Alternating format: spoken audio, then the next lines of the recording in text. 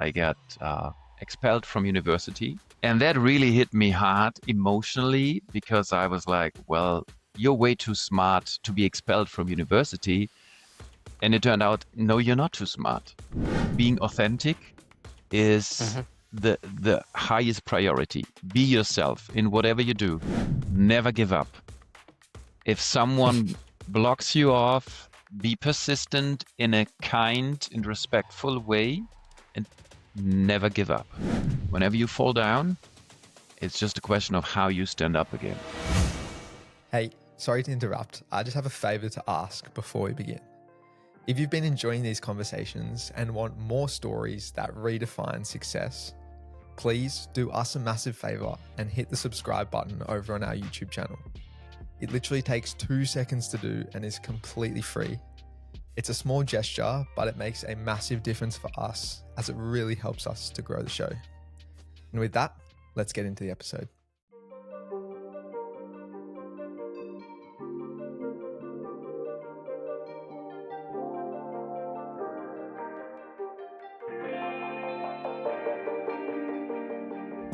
All right, welcome back to the Quest for Success podcast, and thanks so much for tuning in once again. Today on the show, we have another one of the Harvard crew, and we're really looking forward to this conversation. Today on the show, we have Mark Plueckthun, who is the MD at Allied Metals over in Europe.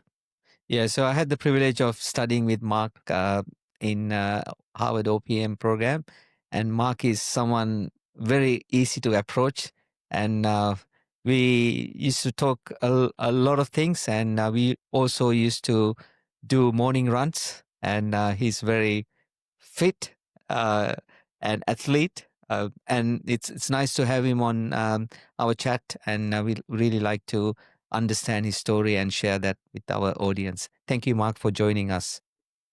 Thank you guys for having me. It's a pleasure to speak with both of you about my journey so far.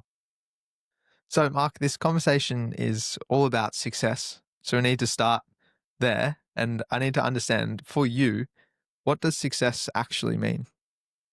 For me, success is mostly centered around people that I'm dealing with, and it's about uh, being able to understand everybody's needs and requirements in order to have a happy and safe environment for everybody, because in my opinion, that makes for a good possibility to create whatever efficiency you want to create. And whether that's personal, that's business wise, I think the more you understand about the people around you, the more successful you will be.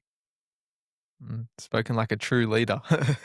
I suppose for us to kind of understand how you've gotten to where you are today, we need to understand a little bit about your history and your context.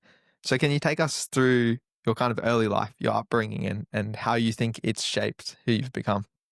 Oh yeah, sure. I'm coming from a just regular mid-income family here in Germany. A dad working, mom stayed at home, helping me and my older brother growing up with a lot of love and attention. And I was brought up in a way that everybody around you can be nice and friendly as long as you're friendly towards them. And that environment shaped me a lot, especially during my younger years. And although my dad was traveling also a lot for work, it never really bothered either my brother or myself, because we knew that whenever he's around, we would spend wonderful time together.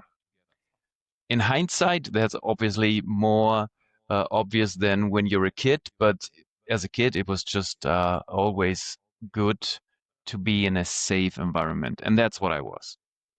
And what was it that your father did for work? He was in the steel industry as well, working as a sales director for many years, and actually at some point when I started my career, I was his assistant for 3 years, and then I took over his last job before he retired, which was a wonderful time for all of us together. Mm. And do you think you were always, or I suppose, did you always want to get into the metals industry as a kid? No, never. So what is it that you wanted to do when you were a kid? Yeah. So as a kid, honestly, I wanted to become the Pope. No. So I because back then, when I saw the Pope on television, I loved how all the people cheered him whenever he got somewhere. And again, it was always this wonderful, happy atmosphere and friendly atmosphere. Whenever he showed up somewhere, it was always very positive, and that's what I enjoyed about my picture of the Pope around the world. So you wanted to have a happy life. That's pretty much Yeah, what you what. yeah. So yeah. So what's your childhood like? Happy memories, and how's your like schooling, and whatever you done like for further education. Yeah, when I grew up, going to what the Americans would call middle school, Hmm. which in Germany is one school from grade 5 to 13, I started uh, joining a swimming club inspired by my older brother, and he took me there and said, "Hey, Mark, maybe that's something for you." And that shaped me very much throughout my teenage years and into my early 20s. It was being part of a team, being more or less successful in doing what I did, and also learning that, hey, even if you're not as successful in the sports that you are doing, well, it doesn't matter because it's all about the friendship that you find there, and that was the most important thing for me right from the beginning. School itself was a more or less easy journey. I had my friends around both from school and from my swimming club, and whenever we went on vacation with the family, it was a happy time. And so I have I had an easy upbringing, I would say. Yeah. And then what was your kind of transition once you left school? How did you kind of slowly start to get into the industry? I when I left school, and I did a at that time mandatory social year. That was in an interesting time. I helped elderly people still living at home, getting their grocery shopping, cleaning their houses, these kind of things. And it humbled me to some extent. But when I started university at the age of, I think it was 20, 21, um, I was a little bit cocky and bold and a little bit arrogant. So I thought, well, you can work 20 to 40 hours a week. And I had a job later on at a very small steel trading company, which also brought me later on into my first job after university. And it was a three-man show, and they had no clue about admin, and they needed someone to really do the admin stuff, and that's what I did, and I loved it. But I spent way too much Mm. time at that company, like 40 hours a week, and um, I didn't do much for university. And at some point, after 5 years, I got expelled from university, and that really hit me hard emotionally because I was like, well, you're way too smart to drop out or to be expelled from university. And it turned out, no, you're not too smart. Mm. There are Mm. people way smarter than you, and you not doing enough for your exercises for university was not smart at all, and you should have done it differently. So that meant for me that I couldn't join any German university for that same class anymore. And it What were you made doing, me, Mark? I was doing economics, Okay. and um, I had to figure out what are you going to do next. And as I said, it was really hitting me hard, Mm. and I didn't Mm. know what to do because for me it was a clear path. That was what I wanted to do all my life after I skipped the Pope stuff. And um, I had to start from scratch again at a new university, and then I studied business administration, and that was probably the best thing that happened to me. Found a new good bunch of people that helped me through and that I still am very close friends with. And after 3 years, I was done with university. So that was what showed me you can manage anything if you just do it the right way. Yeah, you almost needed that humbling experience as a bit of a wake up call. Yes, I did. And in hindsight, it was one of the best things that happened to me. But it also taught me, well, whenever you fall down, it's just a question of how you stand up again. Mm-hmm. Yeah. And how important do you think it was surrounding yourself with the right people? Because you mentioned there that kind of uh, business administration cohort were the people who you formed really strong bonds with. It was very important to me. As I said early on, the right people are very important to me around me, and that was as much true for my university time as it is for anything else in my life. And so, um, yeah, it was a good bunch of people with which you could have a lot of fun. But when it was down to preparing for exams, it was down to preparing for exams. So they were very Yeah. serious about that too. And then where did you go from there? So you finished this course, and where to next? Yeah, when I graduated, I worked for I think the last year of that time I worked for PricewaterhouseCoopers in tax consulting as a student job, intern, these kind of things, which was good for me because my master was in tax consulting. But at the same time, it turned out, as I mentioned, my dad was wanted to go into retirement. He worked for a mid-sized company, 300 people, and he had talked to the owner of the company. Hey guys, I want to fade out at some point over the next 3 years, reducing my working hours from 5 days to 3 days, and during that time we can grow the next generation, becoming the sales director at the company.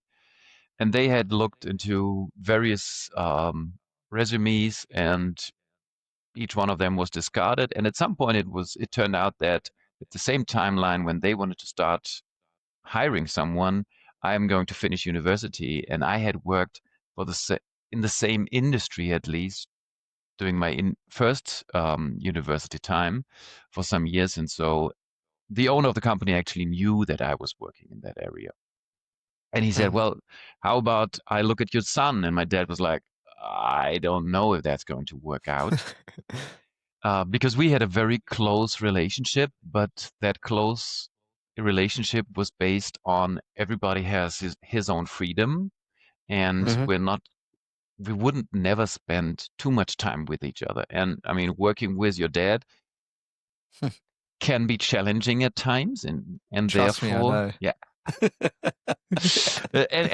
And so after that conversation with his with the owner of the company, my dad came and called me, which he would never do on the way home because I have my own apartment. And he was like, "Hey, if you're at home, I would like to stop by." And I was like, "What is that all about?"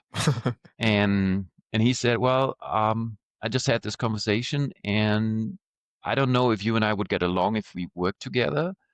But the one thing that I don't want is um, for us, our personal relationship to be challenged by us working together." And we Yeah. both agreed immediately if that would ever happen, we would stop working together and then I would look for something else. But it turns out I got the job after speaking with the owner of the company. He was at that time 70 plus years, and he was starting mentoring me through my time together with my dad. And that shaped me very much because he was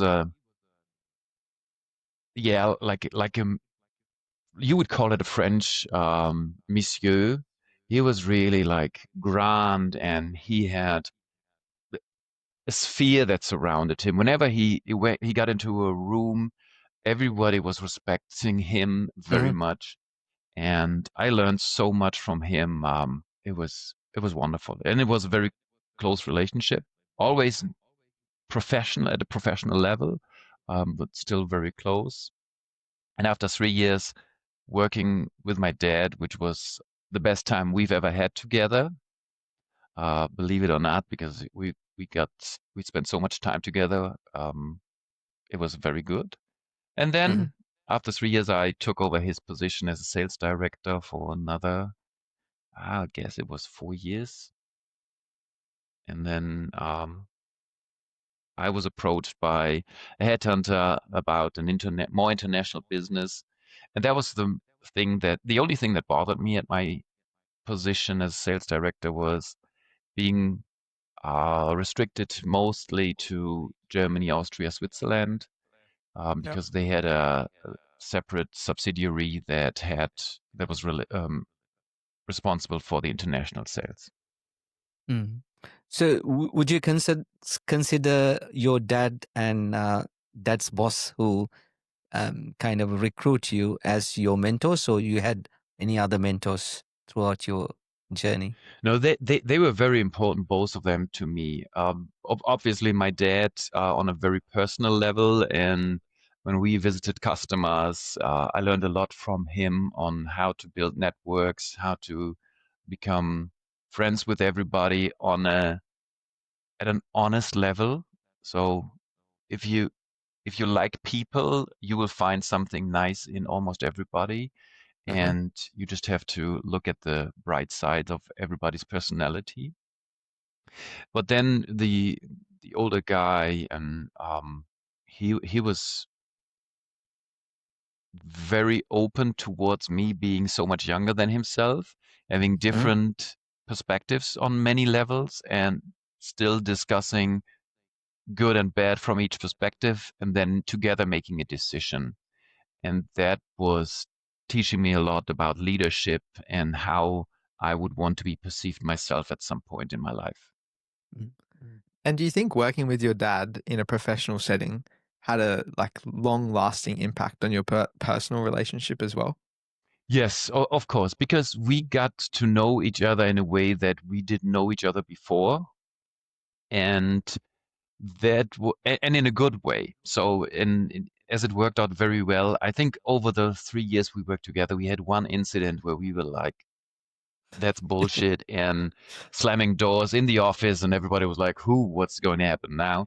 But that was once in 3 years, and everything else was very, very relaxed and easy and open-minded from both sides. And you both have to accept, well, he was my boss at that time, so I have to accept if Mm. he makes a different decision than I would have made. But that was fine. And the further he got to his retirement, the more he pushed me to make my own decisions and being able to push these through as well. And you mentioned before that one of the things that you took away from your dad was, how to build strong networks and be a great networker. Can you share some of the, maybe core tips or tricks that you learned from him in that on how to be a great networker?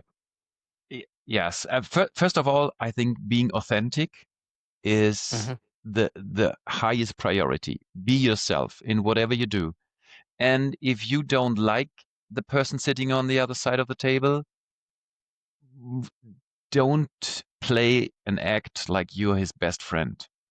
It's not going to Mm. work out.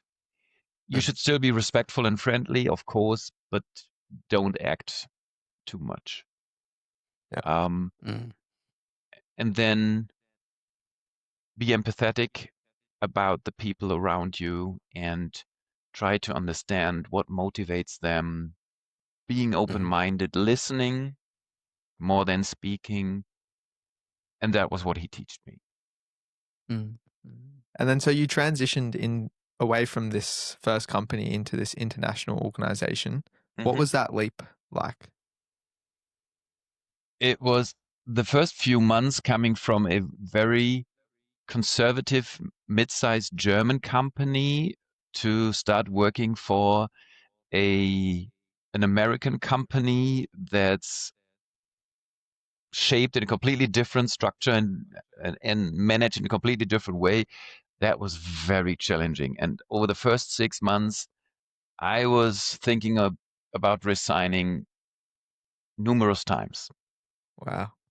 because it was so different initially, and the overall setup that I had been at my first job was very solid, and well thought out, and everybody knew their jobs and what to do. And with the new company, it was really like it was a mess. The people that worked there didn't like each other. They tried to kind of cheat on each other with the material that was on stock. And it was a very nasty atmosphere, really. The moment I entered, it was miserable Mhm. in many ways.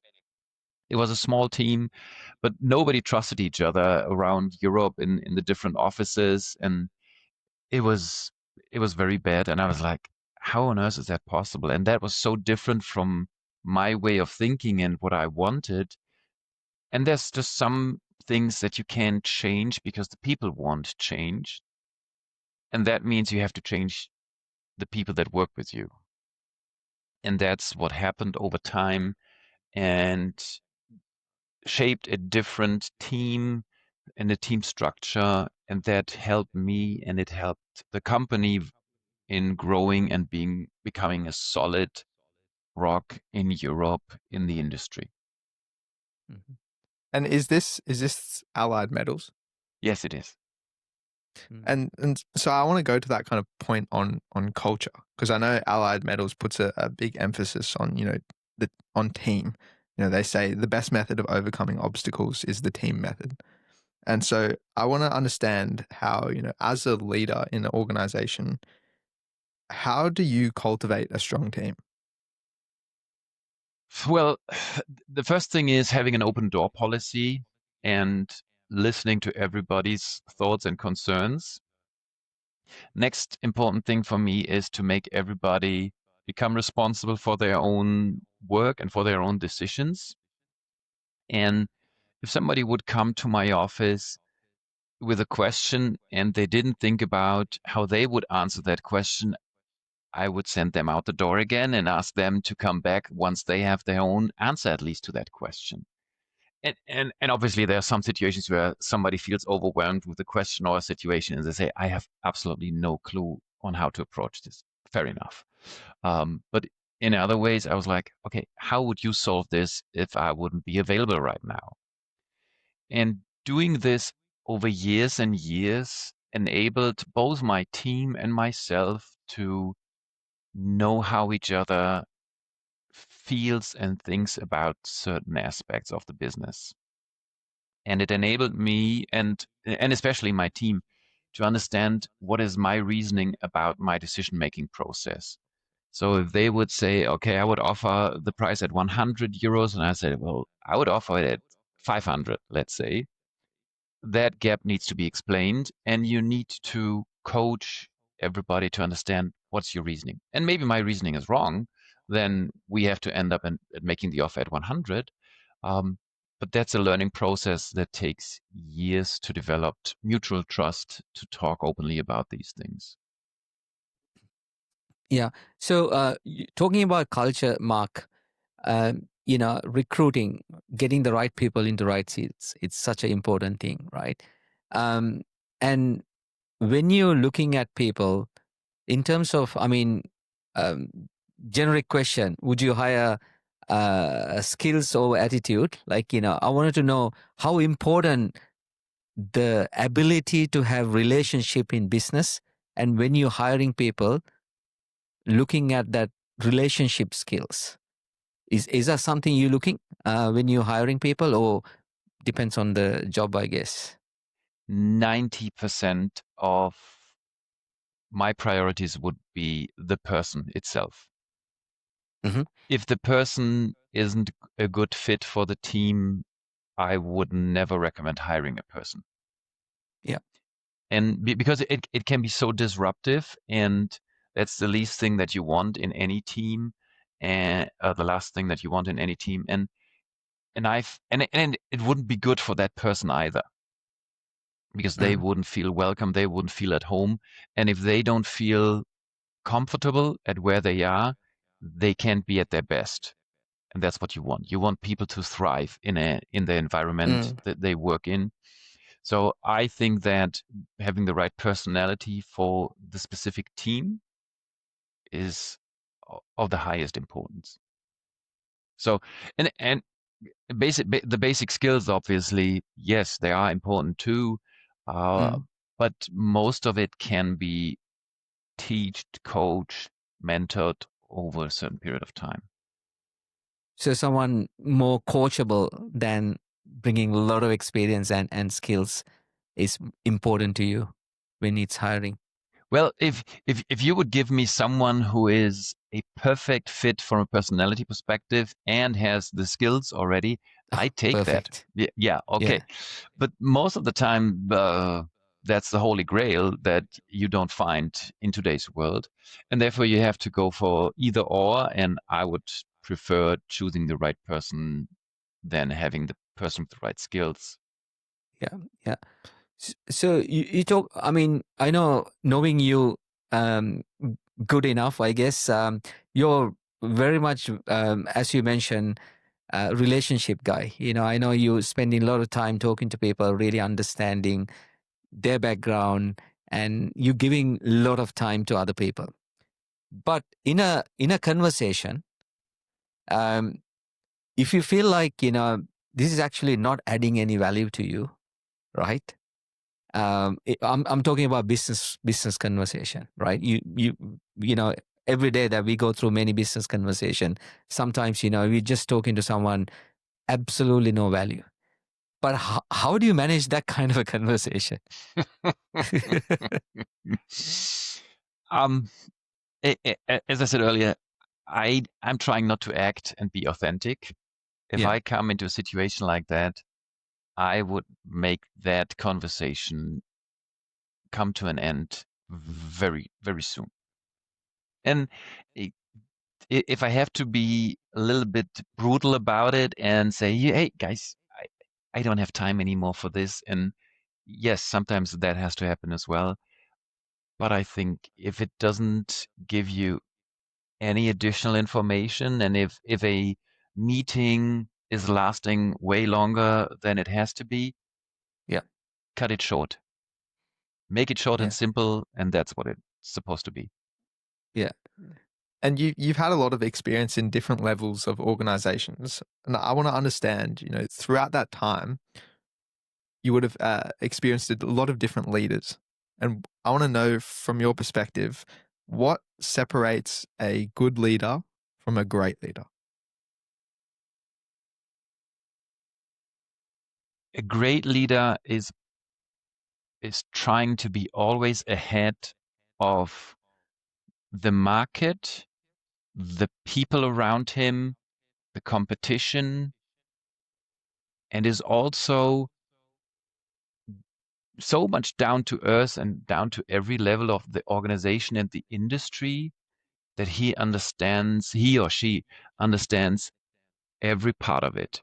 So for a CEO not to know how the ERP system works is a no-go. A great leader has to understand every step of it, every process. And you have to step down from your office, go to the shop floor, speak with the people, and make them tell you what they're doing and what the problems are. You have to listen to what's going on in your company, in the market, and in the industry. And how important do you think, you know, that being hands-on is in terms of, yes, you need to understand the systems, but also in doing so, you earn the respect and the trust of the people on the floor actually doing those things.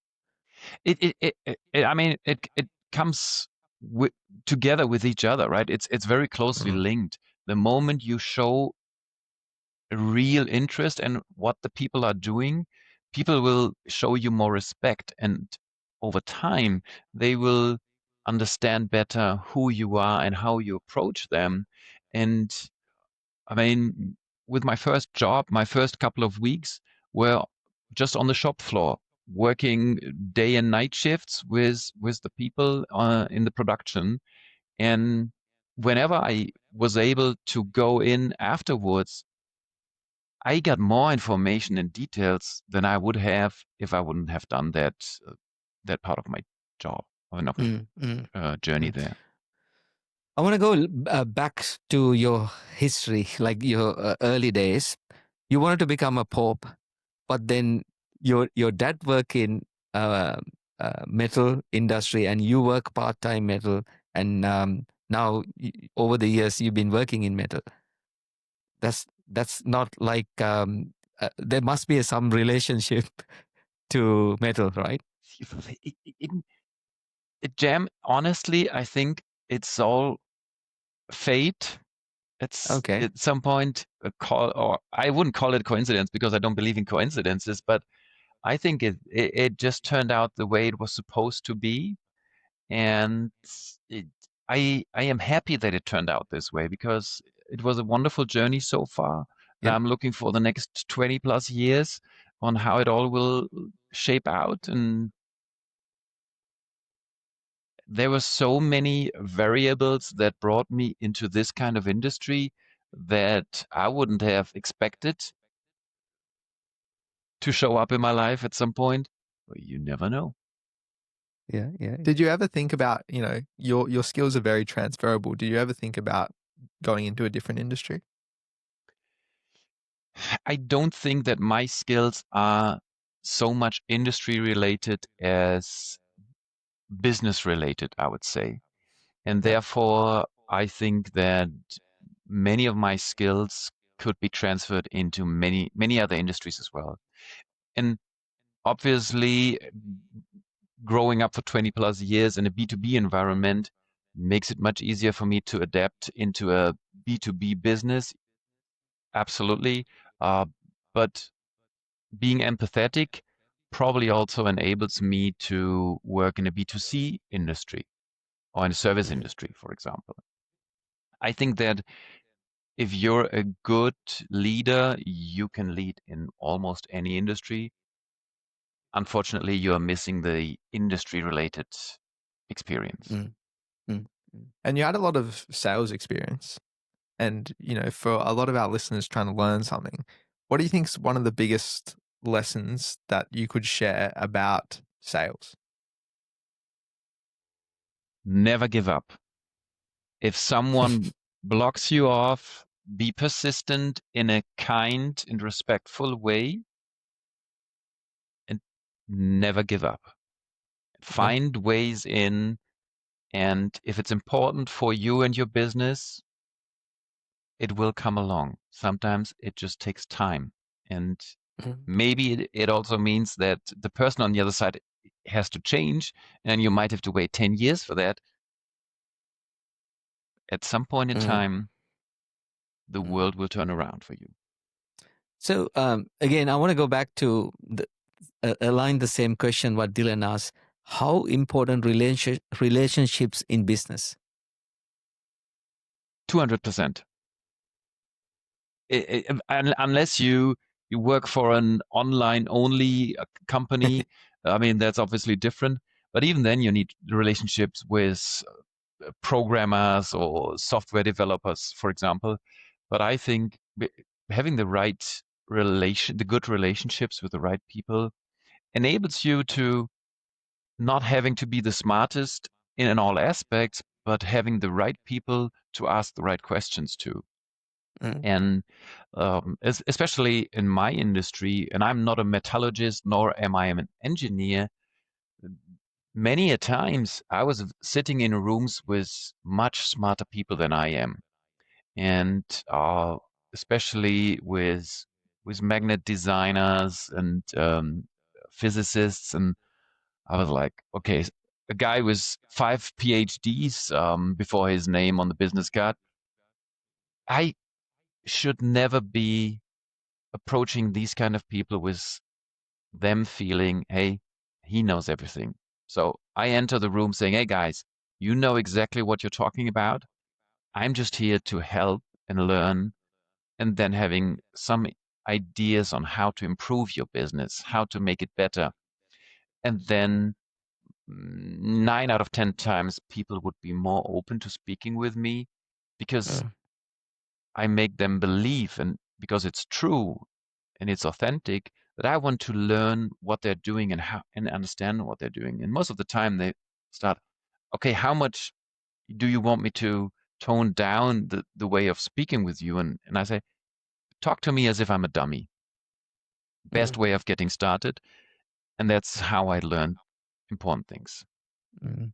So that's with the internal people. How do you create your network or building relationship with external people? I was talking about external people. Okay. All right. So So if I go into a customer's meeting and you have the purchasing person, and then you have the metallurgists, the yeah. engineers, I go in very humble. And I'm like, tell me what you're doing, tell me what your problem is, explain it to me in very simple terms, and make me understand how I can help and support you guys. Mm. So creating that value for them, right? So that's Mhm. important part of relationship. It's creating value. It is. Yeah. Do you use any like external networking, or like what are the? I mean, you run a global. I mean, you're doing global sales. How Mhm. do you build your relationship? How do you expand your network? It, it it turns out that whether in your private life or in your business life, you will find the right people at the right time. Mm. You have to be open for it and you have to look for it. For example, at some point, I started looking into expanding our business into Turkey, and I was given a year by the owner of the company saying, "Okay, if you show to me that we can be successful there and making some good turnover, that's okay." And the first guy that I found was as a representative for us. He was a good guy, and I'm still in touch with him, but he wasn't the right guy for doing business together. And while I was traveling across Turkey, one of the potential customers had invited one of his friends and said, "Well, I want you guys to meet because I think that you could go along quite well together." And it turns out that, well, he became our representative, still is today, and we are very close friends, and he's like my Turkish brother today. Hmm. Mm. It's the right Yeah. finding the right people, and eh, whether you call it luck or fate doesn't really matter. Uh, I believe it does happen. yeah. It's almost network effect as well, because, by putting yourself out there to the first person, you got access to his network. And so, you have that exponential growth of networks just by putting yourself out there. Showing up. Exactly. If you work in any kind of international business, you have to be out on the front, meeting any kind of business partners, whether it's suppliers, it's tax consultants, meet them in person, go out, understand how the people think, how they work, and listen to what they say. Mm. So I want to kind of take a different turn, because I know Allied has a long standing reputation for quality for decades. I want to understand, as the company grows, how do you still maintain that standard of quality? By never letting down your diligence about the quality. And that's ingrained into everybody that works for Allied Metals. The quality is never to let down, because some of the material that we handle and that we bring into the market goes into serious applications like jet engines, for example, and the quality has to be top notch every single day. There is Mm. no letting down ever.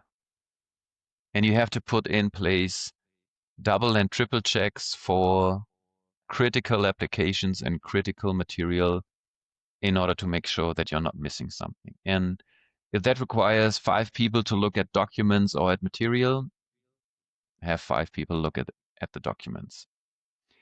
And it also takes the right people to understand that a superficial glance at certain things isn't good enough. Mm. Mm. It doesn't work in our industry. Detail oriented. Yeah. Are you able to share a story, Mark, or some kind of a example of, like, in your industry, one of the challenges that you kind of overcome, or one of the key, key challenges that you've gone through over the years? Well, you see over the years certain cycles, obviously in the industry, global markets, which is challenging by itself. There's Hmm. also the current challenge of finding young and educated people that really want to dive into an industry like ours and become successful by being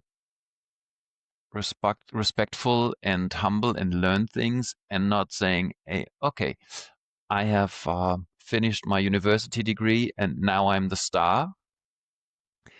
Uh, that's definitely a challenge. But if you want to name one specific thing, it was the restart of our Asian business in 2019. That was definitely a challenge, and I wasn't responsible for Japan and Asia before, and I was made responsible, and I love that part of my job as well.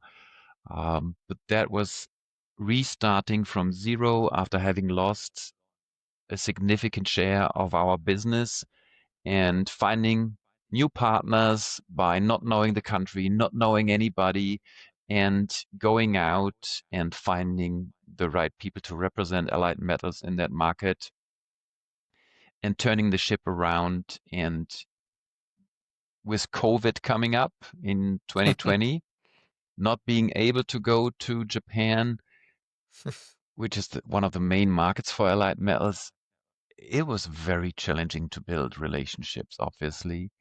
And it took a lot of time to digest what had happened before in getting to that position of Allied Metals in Asia and starting to understand how best to turn this around, which we did finally, but that was a lot of thinking about how best to approach the topics. Mhm. Did you find that cultural, diversity, it's also challenging to manage? I I love it. I Yeah, thrive on it because it's different people every day. It's different challenges every day. And oh my gosh, it's the best part of my job. Being yeah. being surrounded by so many different cultures, people, and having to juggle all the cultural balls at the same time, that's the best part of my job. I love it. And Mm, it's not for everybody. I mm, understand that and that's okay. But for me, it's the best part. Being out in the market, talking to different people and understanding, being challenged, mm, how you can create value for them and yourself. mm, mm, And I know that the market's taken a bit of a shift, especially in recent years, towards a strong push towards sustainability. And I want to know, being in the metals industry, which has been for a long time a very polluting industry, how have you kind of taken that sustainability shift towards sustainability on board? It's it's a major challenge for all industries, but obviously steel industry is very heavily involved in, and it takes a lot of money to change a steel mill from being CO2 pollutant to being CO2 clean, carbon emission clean. And there is various approaches to that. First of all, you have to be aware of what the levels of pollution are. And that's not an easy trick to perform because the various ways of reporting that are difficult to see through from different countries, different regions.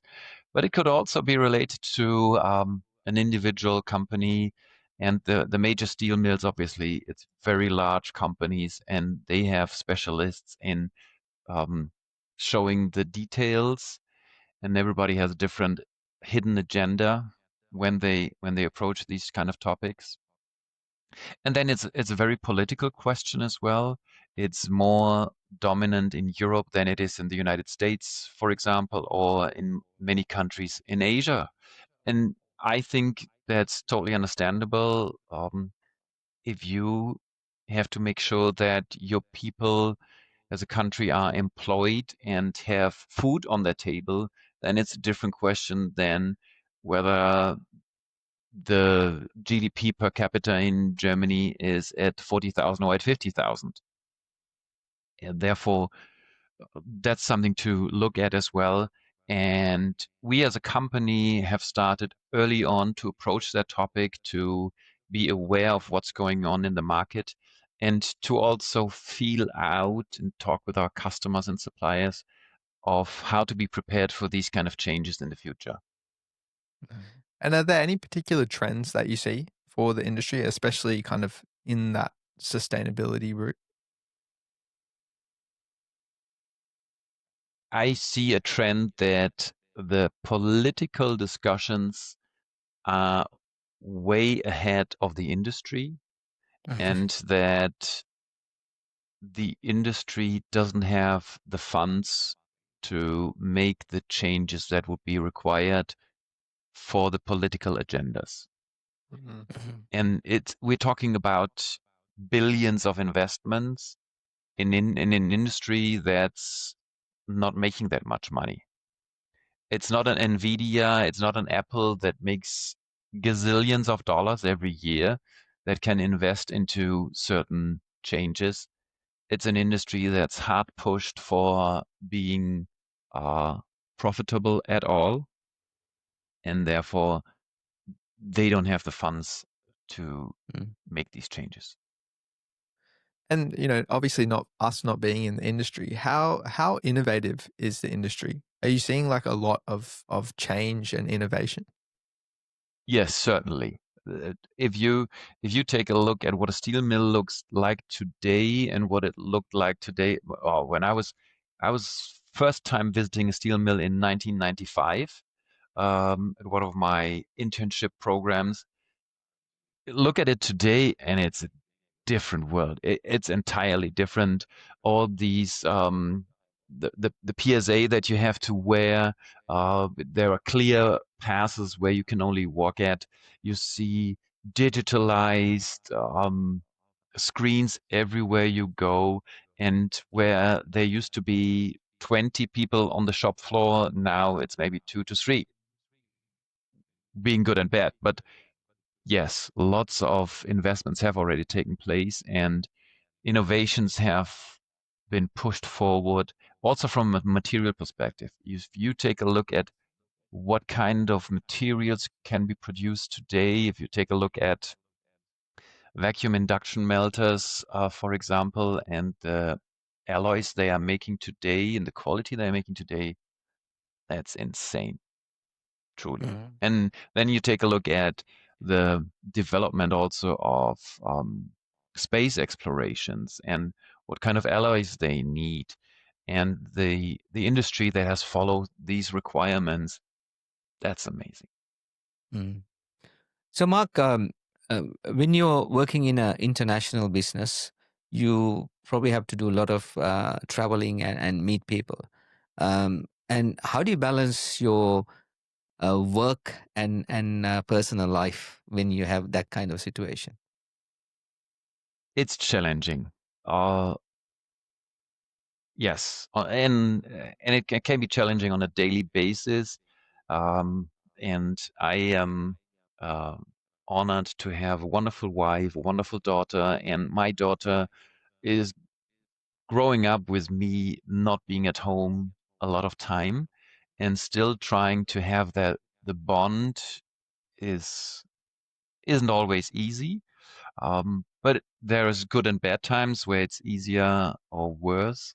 Um, the good times is when I'm just around the corner, staying overnight and back home the next day.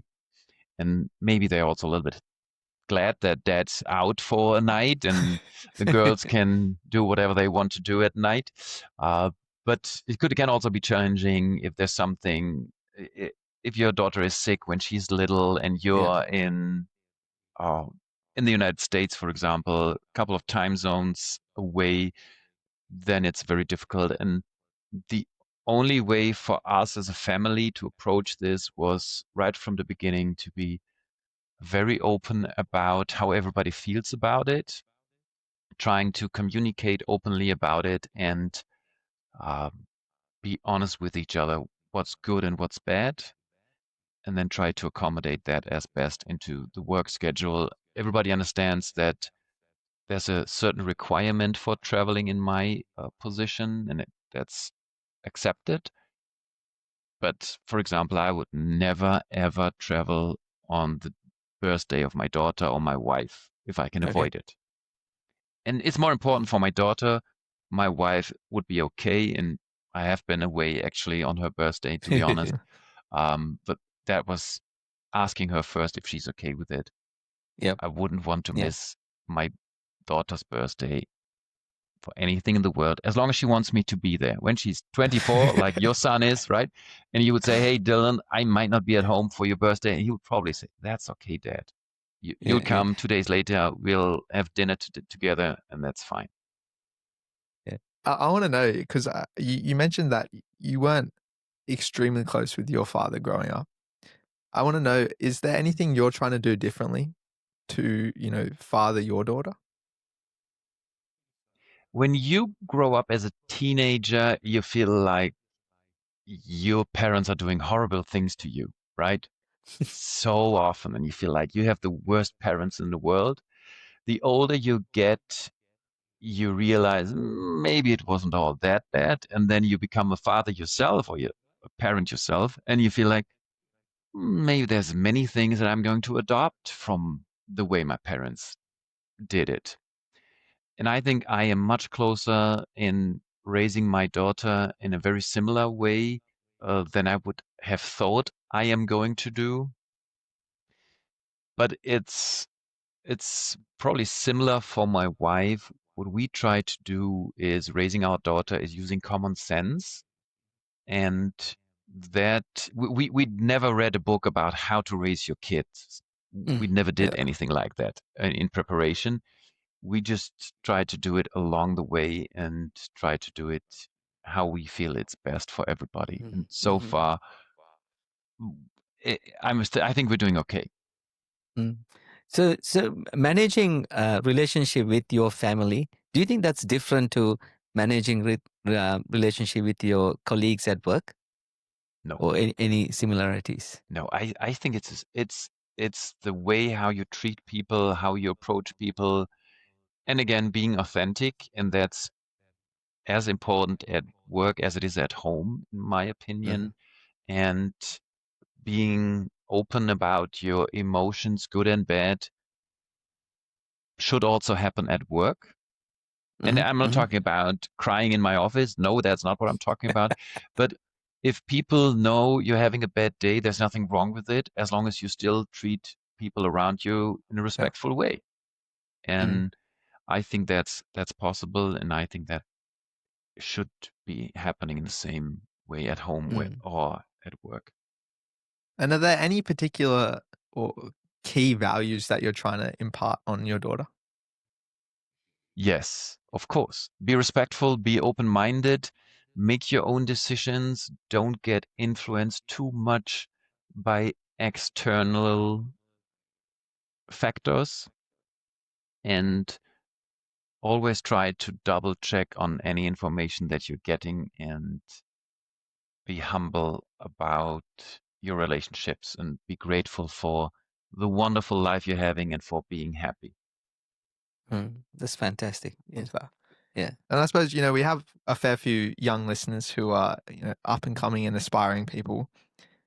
As a very experienced business leader yourself, do you have any lessons that you can share to, the next generation?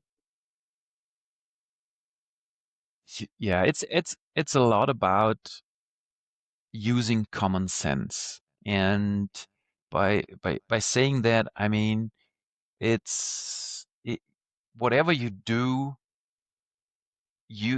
being in an employment situation, make the same decisions in that situation as if it would be your own company. And sometimes it means you need to spend more money than at first seems reasonable, but there could be a very good reason behind that long term. And so you do it. But if a certain excess doesn't make any sense for the company you work with, don't do it.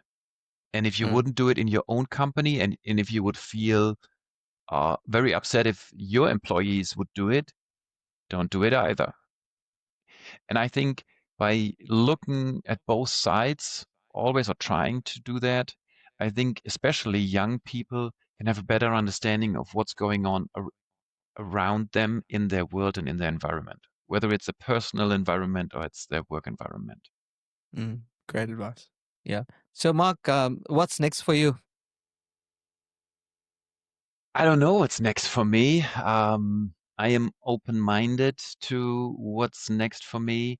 First of all, it's very important to still keep on raising my daughter to become a good person and a good woman when she's becoming an adult, and then remaining in a happy relationship with my wife is first and foremost highly important, and then remaining happy with whatever I'm doing next.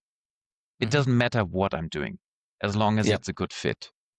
And I am on a good path, it seems, right now in finding a good outlet for my energy over the next 10 plus years. Nice. It's great to hear. And I suppose, Mark, looking back on your journey, do you feel successful? Given that your definition was a lot about, people and Relationship. making strong relationships. That's a good question, Dylan. Being who I am, I would say it's never good enough. So I have to get better and better and better at doing what I do. Feeling grateful for the journey I've had so far. And my guess is I am grateful because it felt right. And if it felt right, it probably was kind of successful in my own definition. Mm-hmm. Well, Mark, it's been a fantastic conversation, and we could definitely talk for a lot longer. But throughout our conversation, I've been trying to jot down the core traits which I think have been crucial to your what I would call a successful life, and I'd like to share them with you. The first one is you're very much people driven. Throughout this whole conversation, there was a lot about people, teamwork, culture, leadership. And I think, that comes to you as a person. You're very much driven by people and relationships and really building strong relationships and connections with people. And I think that's a wonderful trait to have, and especially in business. The second one is you're very much a hands-on leader. And that's something I respect a lot. And even in my time in industry is the leaders that I respect the most are the ones who are always happy to get their hands dirty and understand the nitty gritty. And I think that's potentially one of the reasons why you have risen as a leader. Next one, another core part is having humility to not know something. And you mentioned that in our discussion, going into discussions with customers and people who are, very smart, you have the humility to say, hey, I don't know a lot about this topic. Please, you can be the one to educate me. And having that humility, it's not an easy thing to do all the time, but it definitely sets the tone for a conversation and helps build trust and respect in those relationships. And then finally, the last one is authenticity. And it's definitely something which you hold in such high regard, but you are definitely the embody that characteristic, and you don't try and be someone else. You know what you want and who you are, and you live life that way. And Mark, knowing you, I mean, good enough, I guess. I don't really know you very well, but over the past 3 years, we had the opportunity to spend some time. You're always giving unconditional time to anyone. Like, you're very willing to listen and really understand their background, coming from different backgrounds. You're very keen to understand, and very generous with your time. So I think that's a really great skill that you have, and very. I guess it's very rare these days. That kind of uh, um, a way of giving other people time, because we are always in a rush to do stuff. And I think that really contribute to your success as well. And Mark, it's amazing discussion, and thank you so much for being authentic and being open and having this discussion with us. And we really enjoyed it. Thank you both very much. It was a pleasure to dig into this and to think about the questions that you posed and feel into myself about all of this. And yeah, I am in a happy place, and my family and friends got me to where I am today. And I think that's for everybody to consider as being a very important part of our lives. Absolutely. Mark, thank you so much. And for our listeners, if you've gotten something out of today's episode, it would be a massive favor if you could like, comment, and subscribe. It's absolutely free to do, and it helps us out a lot. And you can see all of our inspiring content over on our website, thequestforsuccesspodcast.com. And with that, we'll catch you guys in the next episode. Thanks for listening. Thank you.